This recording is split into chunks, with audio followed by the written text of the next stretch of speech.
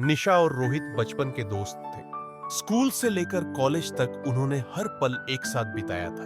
उनके बीच की दोस्ती इतनी गहरी थी कि दोनों एक दूसरे की हर बात बिना कहे समझ लेते थे।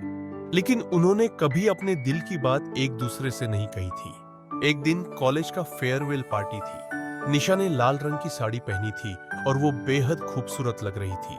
रोहित की नजरें उस पर से हट ही नहीं रही थी। दोस्तों ने जब छेड़ा तो उसने हंसकर टाल दिया, लेकिन उसके दिल में कुछ और ही चल रहा था। पार्टी के बाद दोनों कॉलेज की छत पर बैठे थे, जहां से शहर की रोशनी बेहद सुंदर दिख रही थी।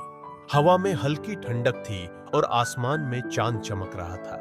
कुछ पल की खामोशी के बाद रोहित ने कहा, निशा, क्या तुमने कभी सोचा है कि हमारी ये दोस्ती कभी खत्म हो सकती है? निशा ने मुस्कुराते हुए कहा, नहीं, क्योंकि मैं इसे खत्म होने ही नहीं दूंगी। रोहित ने उसकी आंखों में झांकते हुए कहा, अगर मैं कहूं कि मैं तुम्हें सिर्फ एक दोस्त की तरह नहीं देखता तो? निशा चौंक गई। वो कुछ बोल नहीं पाई। उसके दिल की धड़कनें तेज हो गईं। रोहित ने आगे कहा, शायद ये फेयरवेल हमारे कॉलेज के दिनों का हो, लेकिन मैं तुम्हारे बिना अपनी जिंदगी की कोई शुरुआत नहीं करना चाहता। मुझे नहीं पता कब और कैसे, लेकिन मुझे तुमसे प्यार हो गया है। निशा की आंखों में आंसू आ गए। उसने कहा, मुझे भी, पर मैं डरती थी कि कहीं हमारी दोस्ती खराब न हो जाए।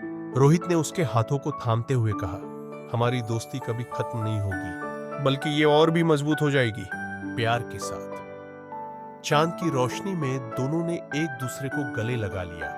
उनके दिलों की दूरियां खत्म हो चुकी थी और उनकी दोस्ती अब हमेशा के लिए प्यार में बदल गई थी।